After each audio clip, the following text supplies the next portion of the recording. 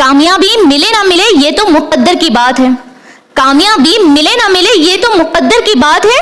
हम कोशिश भी ना करें ये तो गलत बात है। हेलो एवरीबॉडी, आदाब, अस्सलाम वालेकुम। मेरा नाम है नबाहत हुस्ना। हम लास्ट वीडियो में कर्नाटका टीईटी 2015 का प्रीवियस ईयर क्वेश्चन पेपर को एनालाइज किए हैं। अगर आप लास्ट वीडियो को नहीं देखे हैं तो उस वीडियो को जरूर देख लें ताकि आने वाले वीडियोस को समझने में आसानी हो। सो माय डियर फ्रेंड्स, आज के हम इस वीडियो में Karnataka TET 2015 previous year question paper को एनालाइज करेंगे, जिसमें हम चाइल्ड डेवलपमेंट एंड पेडागोजी के बारे में पढ़ेंगे। ये जो सब्जेक्ट है साइकोलॉजी, वो आपके सभी सब्जेक्ट में हेल्प करती है।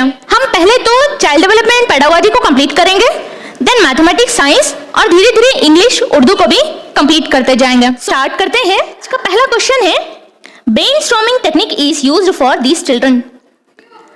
आप अगर इस क्वेश्चन पे गौर करें तो हमने 2014 में एज इट इज क्वेश्चन देखा है।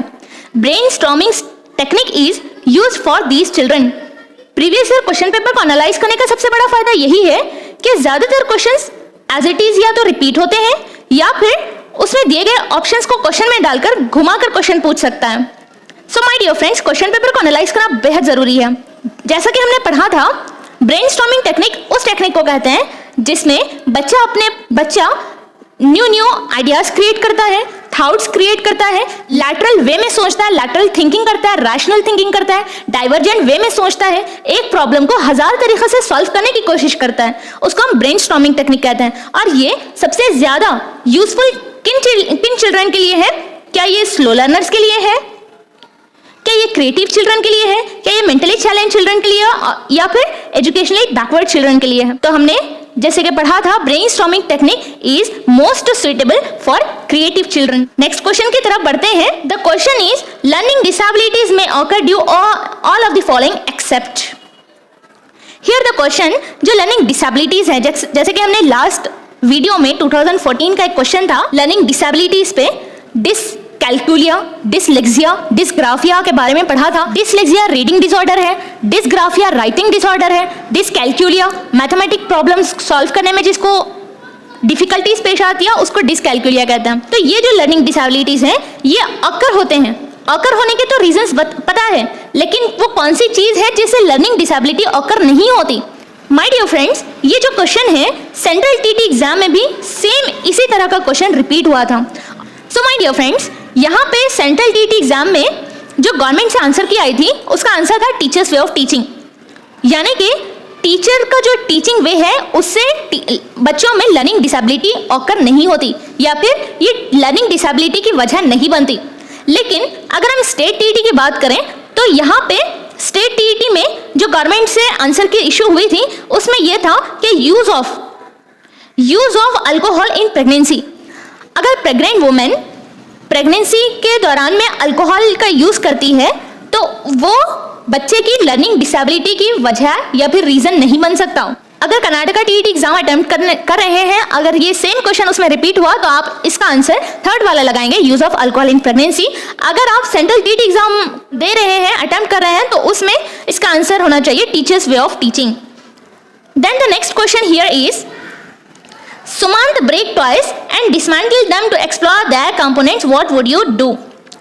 यहाँ पे क्वेश्चन ये बता रहा है कि अगर आप किसी बच्चे को एक खिलौना तोड़ता हुआ देखेंगे तो आप क्या करेंगे उसके बारे में? यहाँ पे ऑप्शंस है, क्या आप इंकरेज करेंगे उनके इंक्विजिटिव नेचर को, या फिर चैनलाइज हिज एनर्जी, या फिर never let Suman play with toys. क्या आप बच्चे के एक्सप्लोरिंग नेचर को, उसके खोजने के नेचर को इंकरेज, इंस्पायर करेंगे या और उसको बढ़ावा देंगे, या फिर बच्चे को खिलौना खेलना नहीं देंगे, या फिर always keep a close watch, उसको अपनी कड़ी नजरों में रखेंगे, या फिर make him understand that toys should not be broken, या फिर बच्चे को इस बात की ट्रेनिंग देंगे कि बच्चा खिलौने से खेल तो सकता है लेकिन उसको तोड़ना नहीं चाहिए। तो यहाँ पे मोस्ट जो पॉजिटिविटी में आंसर है, encourage his inquisitive nature and channelise his energy. My dear friends, जैसे कि पियाजे अपनी थ्योरी में ये बताते हैं कि बच्चे एक लिटिल साइंटिस्ट की तरह होते हैं।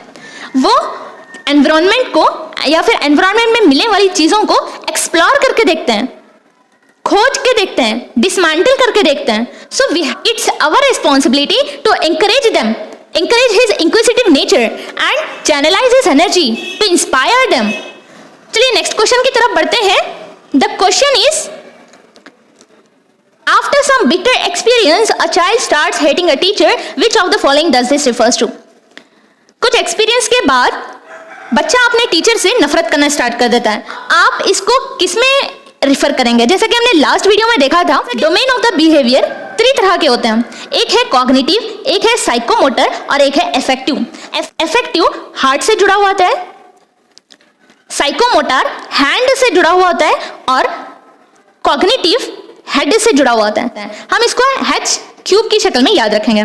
सो my dear friends, after some bitter experience, यानी कि अगर किसी बच्चे को एक टीचर ने मारा या फिर उसको डांटा तो चाइल्ड क्या करता है? टीचर से हेटिंग स्टार्ट कर देता है. Which of the following does this refer to? तो हम इसको किस में रखेंगे? क्या हम उसको कॉग्निटिव बिहेवियर में अप्लाई करेंगे, या फिर उसको हम साइकोमोटर बिहेवियर में रखेंगे, या फिर इफेक्टिव बिहेवियर में रखेंगे, या फिर रिफ्लेक्टिव बिहेवियर में रखेंगे? तो इसका आंसर आता है, the answer is effective behaviour. अब हमने इसको इफेक्टिव बिहेवियर में क्यों इंक्लूड किया? क्योंकि बच्चा जब टीचर से डांट खाता है, गुस्सा खाता है, तो बच्चा हार्ट से सोचता है, ना कि हेड से, ना कि हैंड से, बल्कि हार्टली वे में ये देखता है कि टीचर ने मुझे मारा इसलिए वो टीचर अच्छा नहीं है. हाँ, अगर बच्चा किसी कॉन्सेप्ट को अच्छे तरीके से समझ गया तो वो कॉग्निटिव बिहेवियर में आता है. कॉग्निटिव बिहेवियर यानी कि मेंटल एबिलिटी. साइकोमोटर यानी हैंड्स ऑन एक्सपीरियंस. चलिए नेक्स्ट क्वेश्चन की तरफ बढ़ते हैं. Here the question is, which of the following helps the teacher in maintaining mental health of the children? इनमें से कौन सा ऑप्शन है जो टीचर को हेल्प करता है कि बच्चों के मेंटल हेल्थ को बेहतरीन तरीके से मेंटेन करें? Options are enforcing too much discipline in the class, avoiding unhealthy competition, comparison with other children, too much of emphasis on perfection. My dear friends, अगर हम इसकी बात करें तो enforcing too much discipline, ये तो एक नेगेटिव ऑप्शन है. अगर बच्चे को क्लास में डिसिप्लिन रखने के लिए टीचर कहती है तो ना वो उसके फिजिकल डेवलपमेंट में हेल्प कर सकती है, ना ही उसके मेंटल डेवलपमेंट में हेल्प कर सकती है. तो टीचर को चाहिए कि क्लास में डिसिप्लिन रखने के बजाय अवॉइडिंग अनहेल्दी कंपटीशन, कि जो अनहेल्दी कंपटीशन है उसको ज़्यादा से ज़्यादा अवॉइड करें. कंपैरिजन विद अदर चिल्ड्रन, ये तो निगेटिव ऑप्शन है, बिल्कुल भी निगेटिव ऑप्शन है. हम एक बच्चे को दूसरे बच्चे से कंपेयर कर ही नहीं सकते, क्योंकि सबके पास अलग अलग एबिलिटीज़ होती हैं, अलग अलग सलाहियतें मौजूद होती हैं, अलग अलग काबिलियतें मौजूद होती हैं. टीचर को चाहिए कि उस बच्चे के एबिलिटी के हिसाब से उसको इंकरेज करें, उसको ये बताए, उसको पॉजिटिविटी की तरफ लेके जाए, उसको ये बताए कि यस तुमने ये अगर करना है तो उसको बहुत ही पैशनेट होकर करें. ब्रेनस्टॉर्मिंग स्ट्रैटेजी को अपनाने के लिए कहें, क्रिएटिव बनाएं बच्चों को. सो माय डियर फ्रेंड्स, ये कंपैरिजन विद चिल्ड्रन ये तो एक नेगेटिव ऑप्शन है. इन्फोर्सिंग टू मच डिसिप्लिन ये भी एक नेगेटिव ऑप्शन है. और यहाँ पे too much of emphasis on perfection ये भी एक नेगेटिव ऑप्शन है. यहाँ पे जो पॉजिटिव ऑप्शन है avoiding unhealthy competition, and this is only the answer. Now the next question is, the student who failed in an examination puts the blame on the teacher that the teacher has not taught properly, and it is an example for this adjustment mechanism. My dear friends, यहाँ पे बताया जा रहा है कि एक student है जिसने एग्जाम में फेल हो चुका है और अपना पूरा ब्लेम टीचर पे डाल दिया कि टीचर ने सही नहीं पढ़ाया. That the teacher has not taught properly and it is an example for the adjustment mechanism. ये एक थ्योरी है सिगमंड फ्रॉइड की, साइकोसेक्सुअल थ्योरी, जिसमें हम जैसे कि हमने लास्ट वीडियो में देखा था इड, ईगो और सुपर ईगो के बारे में पढ़ा था हमने. इड जो है प्लेजर प्रिंसिपल है, ईगो जो है रियलिटी प्रिंसिपल है और सुपर ईगो जो है मॉरलिटी प्रिंसिपल है. इड कुछ वक्तिया तौर पे एंजॉयमेंट की सोचता है. सुपर ईगो जो करेक्ट है और जो रॉन्ग है उनके बीच में डिफरेंशिएट करवाता है और गलत काम करने से रोकता है. और जो ईगो है वो रियलिटी प्रिंसिपल को बताता है कि इड भी करवाता है और सुपर ईगो भी करवाता है, और ये इसको हम रियलिटी प्रिंसिपल कहते हैं. सो माय डियर फ्रेंड्स, यहाँ पे बताया जा रहा है जैसे कि हमने पढ़ लिया इड, ईगो और सुपर ईगो. इसमें जो ईगो है वो एक डिफेंस मैकेनिज्म का काम करता है, जिसमें बहुत सारे टर्म्स आते हैं. एक है repression, regression, rationalisation, compensation, sublimation, displacement, projection, denial, acting out, compensation, humour, identification. ये सभी ईगो के डिफेंस मैकेनिज्म है। यहाँ पे एक एक करके थोड़ा थोड़ा इसका डेफिनेशन देखते जाएंगे ताकि आपको कॉन्सेप्ट की क्लियरिटी अच्छे से हो। बाद में हम इसको डिटेल में डिस्कस करेंगे। अगर एक बच्चा एग्जामिनेशन में फेल होता है और वो अपना पूरा ब्लेम टीचर पे डाल देता है कि टीचर ने मुझे सही तरीके से नहीं पढ़ाया, तो हम इसको कौन से ईगो डिफेंस मैकेनिज्म में कंक्लूड करेंगे? तो फर्स्ट वाला जो ऑप्शन है कंपेंसेशन। कंपेंसेशन के मायने है भरपाई करना, यानी कि आपके पास किसी एक चीज का बहुत ही बेहतरीन स्किल है, बहुत ही बेहतरीन टैलेंट है, और उस टैलेंट को आप किसी दूसरी चीज में लगा के उसको बहुत ज्यादा उसमें सक्सेसफुल पाना। अब आपका एम है मेडिकल करना, लेकिन आपको अगर उसमें कामयाबी नहीं मिली तो आप अपने उस टैलेंट को, यानी कि आपके पास जितना भी नॉलेज है उसको दूसरों के साथ शेयर करके एक बेहतरीन लेक्चरर भी बन सकते हैं। तो यहाँ पे भरपाई हो रही है, कंपेंसेशन इसी को कहते हैं। यानी कि एक चीज में ना हो सका, एक चीज में अगर सक्सेसफुल ना हो सके तो उस दूसरी चीज में उसकी भरपाई कर लेना, आप एक बेहतरीन प्रोफेशन में चले जाना, उसी को हम क्या कहते हैं? कंपेंसेशन। यहाँ पे सेकंड ऑप्शन है सब्लिमेशन। सब्लिमेशन क्या है? Change of energy.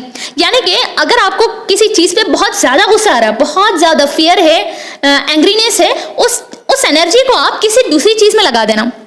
यानी कि गुस्सा ना करने के बजाय अगर बहुत ज्यादा एंग्री है, बहुत ज्यादा डर है, उस एनर्जी को दूसरी चीज में स्पेंड करके कुछ अच्छे तरीके से कमा लेना, उसको सब्लिमेशन कहते हैं। सब्लिमेशन, चेंज ऑफ एनर्जी, जिसे कहते हैं sublimation. Then projection.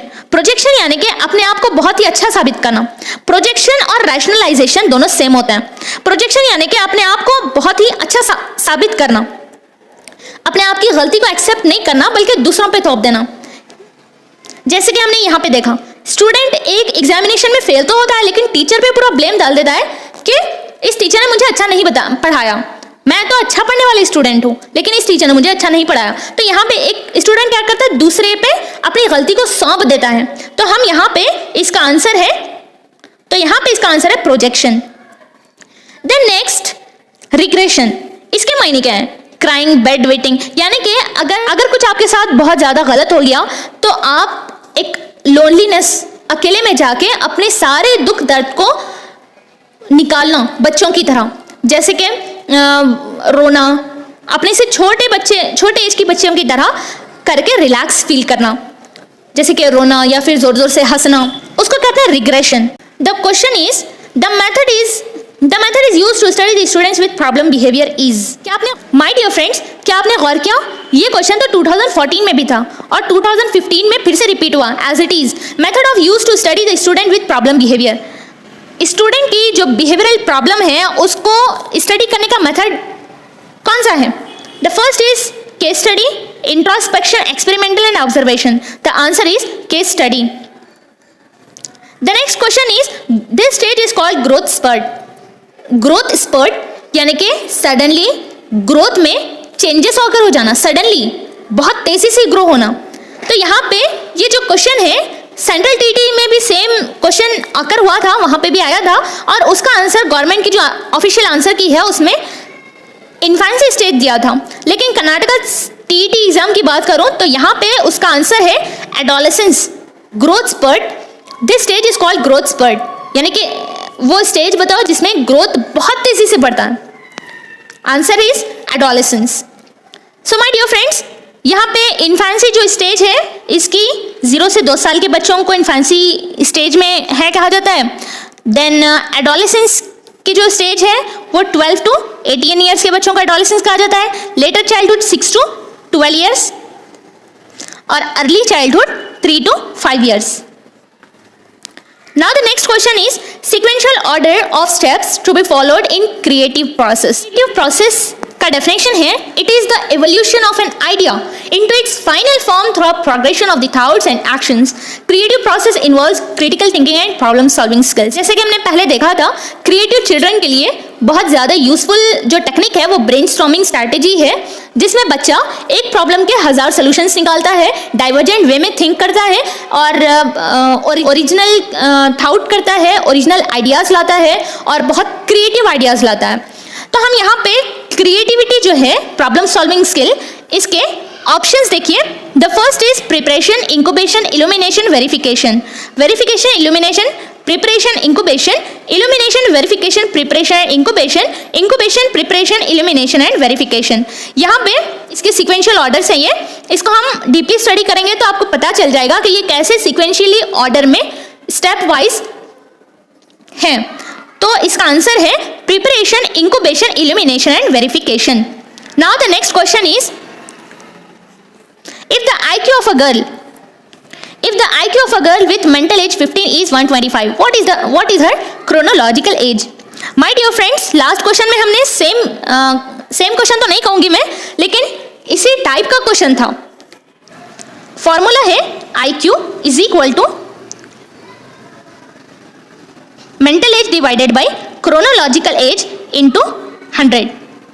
So my dear friends, यहाँ पे IQ दिया हुआ है 125 is equal to mental age दिया हुआ है 15 डिवाइडेड बाय क्रोनोलॉजिकल एज हमको पता करना है into 100।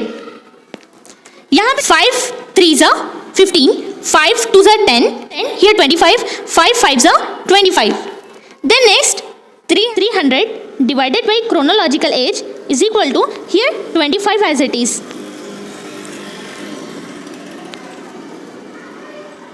Here 25 ones are 25 ones are, then here remaining 5, then 25 2s are 50. The answer is 12. My dear friends, यहाँ पे इसका आंसर आया है 12. If the IQ of a girl with mental age 15 is 125, what is her chronological age? उसका जो chronological age है वो 12 है. Then next question की तरफ बढ़ते हैं. Which of the following acts according to pleasure principle? देखें ये सेम क्वेश्चन 2015 में हमने किया था और इसमें सेम क्वेश्चन रिपीट हुआ है। प्लेजर प्रिंसिपल किसे कहते हैं? जैसे कि साइकोसेक्सुअल थ्योरी सिगमंड फ्रॉइड की है, उसमें हमने 3 टर्म्स को देखा था, id, ego and super ego, जिसमें प्लेजर प्रिंसिपल को हमने इड कहा था, ईगो को रियलिटी प्रिंसिपल और सुपर ईगो को मॉरलिटी प्रिंसिपल। तो इसका आंसर आ गया इड। नेक्स्ट क्वेश्चन की तरफ बढ़ते हैं। Which of the following is the highest level of attainment in psychomotor domain? My dear friends, हमने अभी पढ़ा था 3 domains of the behavior होते हैं, एक है साइकोमोटर और एक है अफेक्टिव मोटर डोमेन और एक है कॉग्निटिव मोटर, और हम इसको H³ के नाम से जानते हैं। साइकोमोटर यानी कि हैंड, अफेक्टिव मोटर यानी कि हार्ट, कॉग्निटिव मोटर यानी कि हेड। H³ के नाम से हम इसको याद रखेंगे। So my dear friends, highest level of attainment in psychomotor, psychomotor के भी सब डिवीजन होते हैं, इसके भी अलग अलग टाइप्स होते हैं। तो यहाँ पे उसका highest level of attainment in psychomotor domain है जो है, उसका आंसर है नेचुरलाइजेशन। नेचुरलाइजेशन। नेक्स्ट क्वेश्चन की तरफ बढ़ेंगे। Which of the following pair is considered as 2 faces of the same coin? देखिए माय फ्रेंड्स, 2014 में हमने सेम क्वेश्चन देखा था, सेम क्वेश्चन 2015 में रिपीट हुआ है। Which of the following pair is considered as 2 faces of the same coin? एक सिक्के के 2 पहलू किसे कहा जाता है, किसे कंसिडर किया जाता है? The answer is interest and attention. Now the next question is, which of the following is called as investigators eye? Same 3 questions as it is repeat हुए हैं, sorry 4 questions as it is repeat हुए हैं। तो answer देखिए इसका answer हमने देखा था action hypothesis. The next question, in this stage of cognitive development logical reasoning develops fully. ये भी क्वेश्चन रिपीटेड है, 2014 में सेम क्वेश्चन हमने पढ़ा था कि पियाजे के 4 स्टेजेस ऑफ डेवलपमेंट होते हैं, एक है sensory motor stage, pre operational stage, concrete operational stage और formal operational stage. Sensory motor stage, pre operational stage, concrete operational stage और फॉर्मल ऑपरेशनल स्टेज, जिसमें हमने पढ़ा था कि कॉन्क्रीट ऑपरेशनल स्टेज वो स्टेज है जहां पे लॉजिकल रीजनिंग बच्चे की डेवलप होती है। अगर वो लॉजिकल रीजनिंग फुल्ली डेवलप होती है, एब्स्ट्रैक्ट वे में डेवलप होती है, तो हम उसको फॉर्मल ऑपरेशनल स्टेज में कंक्लूड करेंगे। तो हम इसका आंसर देंगे formal operational stage. The next question की तरफ बढ़ते हैं। The conclusion, the children can learn violent behaviour depicted in movies may be derived on the basis of work done by which of the following psychologists? My dear friends, Albert Bandura की social learning theory है, जिसमें हम ये पढ़ेंगे, जिसमें वो ये बताता है कि बच्चे जो हैं वो दूसरों को देख के इमिटेट करते हैं, जल्दी सीखते हैं, मूवीज़ में अगर किसी का वायलेंट बिहेवियर देखिए तो बच्चे दूसरों के साथ उसी तरीके से रिएक्ट करने लगते हैं, या फिर कोई आइडियल है उनका, उस तरीके से कपड़े पहन लिया, उस तरीके से उसका स्टाइल अपना लिया, उस तरीके से उसका एक्शन अपना लिया। तो यही जो है वो दूसरों को देख के इमिटेट करना, सोशल लर्निंग थ्योरी जिसे कहते हैं, वो अल्बर्ट बंडूरा ने दिया। उसमें बंडूरा ने बोबोडाल एक्सपेरिमेंट बताया, जिसमें बच्चा कार्टून को देखता है और कार्टून जिसका जो बिहेवियर है उसी तरीके से बच्चा अपने रियल लाइफ में अपनाता है, तो हम उसको वो कहते हैं। चलिए नेक्स्ट क्वेश्चन की तरफ बढ़ते हैं। The major source of developing gender discrimination is. देखिए माय फ्रेंड्स, ये क्वेश्चन भी रिपीटेड है। 2014 में हमने देखा था कि जेंडर बायास जो है वही तो जेंडर डिस्क्रिमिनेशन होता है, बच्चे और बच्ची में भेदभाव करना, दोनों को इक्वली स्टेटस प्रोवाइड नहीं करना, जो कि हमारी इंडियन सोसाइटी में ज़्यादातर देखा जाता है। बहुत कम लोग ऐसे होते हैं, बहुत कम ऐसे घर हैं जहाँ पे दोनों को इक्वली स्टेटस प्रोवाइड किया जाता है, दोनों के दरमियान में कोई भेदभाव नहीं देखा जाता, दोनों को इक्वली ट्रीट किया जाता है। तो यहाँ पे जेंडर डिस्क्रिमिनेशन जो है इसका मेजर सोर्स है हमारी खुद की फैमिली। यहाँ पे फैमिली ही है जो जेंडर डिस्क्रिमिनेशन को बहुत ज़्यादा बढ़ावा देती है।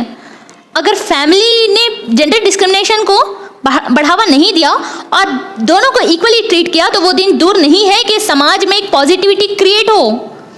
लड़के और लड़कियां सभी कुछ कर सकते हैं, लड़कियां वो सब कुछ कर सकती हैं जो लड़के कर सकते हैं। लड़कियां भी आगे आ सकती हैं, एजुकेशनल फील्ड हो चाहे वो कौन सी भी फील्ड हो। अल्लाह ताला ने, गॉड ने कोई भी चीज़ बेकार नहीं बनाया, हर चीज़ के पीछे एक रीज़न है। So we should have to encourage all the girls and boys, we should not do any discrimination between them. Now the next question is, centrally sponsored scheme of integrated education for disabled children aims at providing educational opportunities in। यहाँ पे जो scheme है integrated education को provide करने की, disabled children, जो children with special needs है, उनका सबसे बड़ा एजुकेशनल अपॉर्चुनिटीज़ में सबसे बड़ा मकसद क्या है, ताकि उनको रेगुलर स्कूल्स में एजुकेशन प्रोवाइड की जा सके, या फिर स्पेशल स्कूल्स में, या फिर उनका अलग से स्पेशल स्कूल हो, या फिर ओपन स्कूल्स में जहाँ पे सिर्फ एग्ज़ाम देने के लिए जाया जाता हो, या फिर ब्लाइंड रिलीफ एसोसिएशन स्कूल्स में। यहाँ पे इसका आंसर आता है रेगुलर स्कूल, जिसमें हम इंक्लूसिव एजुकेशन को काउंट करते हैं। Normal children with disabled children, we have to provide all the facilities, we have to give them all the opportunities. Now the next question is, moral development theory was propounded by. My dear friends, ये question 2014 में भी repeat हुआ था, 14 में था, अब 2015 में भी रिपीट हुआ है। सो इसका आंसर है कोलबर्ग। कोलबर्ग की जो थ्योरी है मॉरल डेवलपमेंटल थ्योरी है। Next question is, according to the multiple intelligence theory, ability to recognise and classify all the varieties of animals, plants and minerals is called. Multiple intelligence theory है Howard Gardner की, जिसमें हम 8 तरह के intelligences के बारे में पढ़ते हैं। एक है वर्बल लिंग्विस्टिक, एक है musical intelligence, logical mathematical, special intelligence, bodily kinaesthetic intelligence, inter intelligence, intra intelligence and inter individual intelligence, intra intelligence and naturalistic intelligence. यहाँ पे वर्बल लिंग्विस्टिक जो इंटेलिजेंस है, इसमें हम लैंग्वेज रिलेटेड जो इंटेलिजेंस है उसके बारे में पढ़ते हैं। लॉजिको मैथमेटिकल जो इंटेलिजेंस है, यहाँ पे mathematics problem solving skills intelligence को पढ़ते हैं। नेचुरल इंटेलिजेंस यानी कि बच्चे के अंदर ये एबिलिटी है कि वो प्लांट्स, मिनरल्स और एनिमल्स के दरमियान डिफ्रेंशिएट को पहचान रहा है, उसके इंटेलिजेंसी को नेचुरल इंटेलिजेंस कहा जाता है। नेचर को रिकॉग्नाइज करना, नेचर को पहचानना, उसको नेचुरल इंटेलिजेंस कहता है। इंटरपर्सनल यानी कि ग्रुप में, ग्रुप से रिलेटेड एक बच्चा ने, इंट्रा यानी कि सिंगल इंडिविजुअल के दरमियान में जो इंटेलिजेंस है, इंटरपर्सनल यानी कि ग्रुप में जो इंटेलिजेंस है उसको हम इंटरपर्सनल इंटेलिजेंस कहा जाता है। So the answer is natural intelligence. Animal, plants and minerals के दरमियान में रिकॉग्नाइज करना वैरायटीज ऑफ, और यहाँ पे प्लांट्स, एनिमल्स और मिनरल्स के दरमियान में रिकॉग्नाइज करना, क्लासीफाई करना, उसको नेचुरल इंटेलिजेंस कहा जाता है। Now the next question is, dyslexia is mainly associated with difficulties in. जैसा कि हमने पढ़ा था, लर्निंग डिसेबिलिटीज बहुत तरह के होते हैं, डिसलेक्सिया, डिसग्राफिया, डिसकैल्कुलिया और ADHD, बहुत तरीके के होते हैं। तो यहाँ पे डिसलेक्सिया यानी कि The student is aggressive in behavior towards his peer group and does not conform to the norms of the school. This student needs help in the domain. My dear friends, हमने पढ़ा था H cube, psychomotor domain, cognitive domain and affective domain के बारे में पढ़ा था. तो हमने इन डोमेन्स ऑफ बिहेवियर जिसमें पढ़ा था हमने साइकोमोटर यानी कि हैंड, कॉग्निटिव यानी कि हेड, अफेक्टिव यानी कि heart. Student is aggressive in behaviour towards his peer group. अगर पीयर ग्रुप के दरमियान में, पीयर ग्रुप के तरफ अगर बच्चे का बिहेवियर बहुत एग्रेसिव है and does not conform to the norms of the school, this student needs help in the domain. और बच्चे का ये जो प्रॉब्लम है उसको हम किस में कंसिडर करेंगे, कौन सा डोमेन ऑफ बिहेवियर है ये? क्या ये हायर ऑर्डर स्किल्स है, क्या ये कॉग्निटिव डोमेन है, क्या ये साइकोमोटर डोमेन है, या फिर अफेक्टिव डोमेन है? एग्रेसिव बिहेवियर है टुवर्ड्स द पीयर ग्रुप, तो हम इसको अफेक्टिव डोमेन में कंक्लूड करेंगे. Now the next question is real moral consciousness is exhibited in the age of. हमने जैसे कि बताया था कि गलत और सही के बीच का डिफरेंशिएट करना वाली स्टेज कौन सी है? एडोलेसेंस एक ऐसी स्टेज है जहां पे बच्चा रियल मॉरल कॉन्शियसनेस स्टेज में आ जाता है. रियल मॉरल कॉन्शियसनेस एग्जिबिट करता है, what is right, what is wrong, and he or she can take decision by him or herself. Question is the statement men are more intelligent than women are. अब हम इसको किसमें include करेंगे कि main जो है वुमेन से ज्यादा इंटेलिजेंट है? अगर ये जो स्टेटमेंट है तो ये स्टेटमेंट क्या ट्रू है, क्या फॉल्स है, क्या ये जेंडर बयास को शो कर रहा है, या फिर ये कुछ केसेस में सही हो सकता है? तो यहां पे इसका आंसर है जेंडर डिस्क्रिमिनेशन या फिर जेंडर बयास. मेन को सुपेरियर बताना वुमेन से, ये जेंडर डिस्क्रिमिनेशन को शो करता है, जो कि गलत है. The question is which of the following is used to study the relationship among members of the group. इनमें से कौन सा हेल्पफुल है जो कि हेल्प करता है कि ग्रुप मेंबर्स के रिलेशनशिप के बारे में पता करने के बारे में, स्टडी करने के बारे में? तो यहाँ पे सोशियोमेट्रिक टेक्निक एक ऐसी चीज है जिसमें हम ये पता कर सकते हैं कि बच्चा अपने ग्रुप मेंबर्स के साथ उसका बिहेवियर कैसा, उसका पॉजिटिविटी नेचर, उसका नेचर कैसा, उसका बिहेवियर कैसा है, क्या वो अपने ग्रुप मेंबर्स के प्रति पॉजिटिव एटीट्यूड रखता है या निगेटिव एटीट्यूड रखता है. तो सोशियोमेट्रिक टेक्निक एक ऐसी टेक्निक है जिससे यह पता कर सकते हैं कि बच्चे का बिहेवियर या फिर उसका रिलेशनशिप दूसरे मेंबर्स ग्रुप के साथ कैसा है. Now the next question is animism is one of the characteristic of this stage of cognitive development. Animism एक ऐसा टर्म है जिसमें बच्चा बेजान चीजों में जान समझता है. ये पियाजे की कौन सी स्टेज में आते हैं? पियाजे के 4 स्टेजेस हैं, जैसे कि हमने पढ़ा था sensory motor, pre operational, concrete operational और फॉर्मल ऑपरेशनल स्टेज. तो ये जो 4 स्टेजेस हैं, sensory motor, pre operational, concrete operational और फॉर्मल ऑपरेशनल, यहाँ पे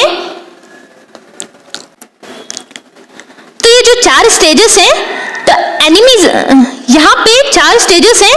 एनिमिज्म जो स्टेज में आता है वो प्री ऑपरेशनल स्टेज है,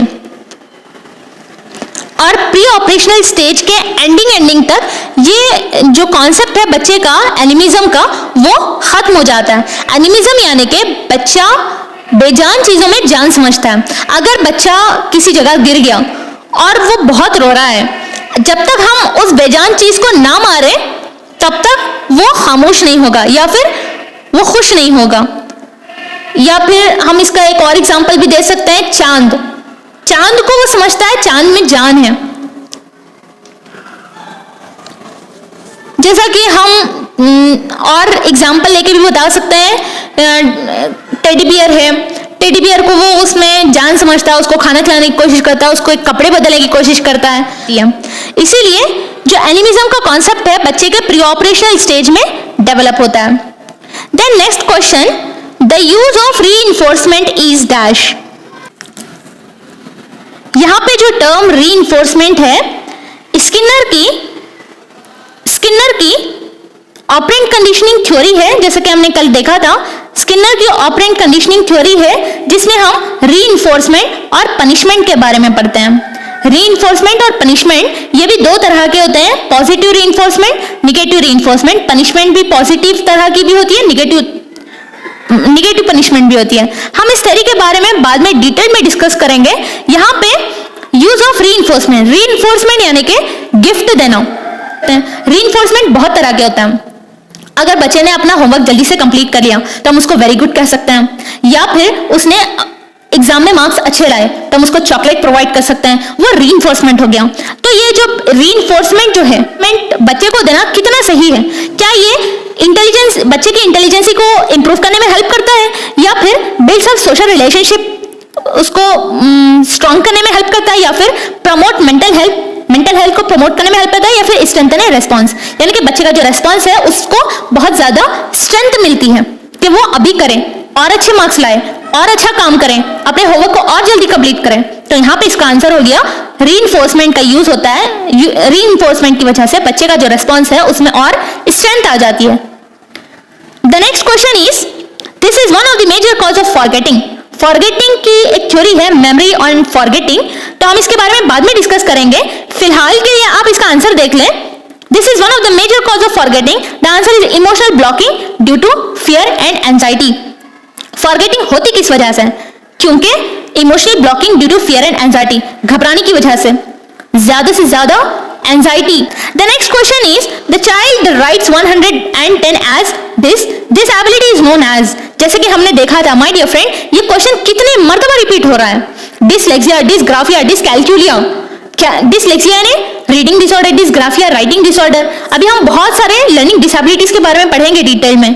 यहाँ पे 110 को इस तरीके से बच्चा लिखता है, तो बच्चे का यहाँ पे मैथमेटिकल क्वेश्चंस को सॉल्व करने में प्रॉब्लम पेश आ रही है, बहुत सारी मुश्किलात का उसे सामना करना पड़ा है। बच्चे की इस डिफिकल्टी को हम किसमें इंक्लूड करेंगे? यहाँ पे आंसर है इसका dyscalculia. Now the next question is, next and last but not least, custodial mentally retarded children are continuously supervised by dash। जैसे कि हमने लास्ट वीडियो में स्टडी किया था कि जो मेंटली रिटार्डेड चिल्ड्रन होते हैं, जो इम्बेसाइल जिन्हें हम ईडीएच कहा जाता है, जो बॉर्डर लाइन होते हैं, वो टोटली सुपरवाइज होते हैं किसके अंडर में? पेरेंट्स के अंडर में। सो माय डियर फ्रेंड्स, यहां तक 2015 का चाइल्ड डेवलपमेंट एंड पेडागोजी का previous year question paper complete होता है। नेक्स्ट वीडियो में हम और क्वेश्चन सॉल्व करते जाएंगे। धीरे धीरे क्वेश्चन सॉल्व करने के साथ साथ उसको एनालाइज भी करना बहुत ज्यादा जरूरी है, क्योंकि पता नहीं चलता कि कौन सा प्रीवियस ईयर क्वेश्चन पेपर का कौन से क्वेश्चंस रिपीट हो जाए, क्योंकि हमने जैसे एनालाइज किया था कि बहुत सारे क्वेश्चंस रिपीटेड हैं। सो हम इसको एनालाइज करेंगे और साथ ही साथ उर्दू का भी पोर्शन स्टार्ट कर देंगे बहुत ही जल्द। और टॉपिक हैव कंप्लीटेड, अल्हम्दुलिल्लाह।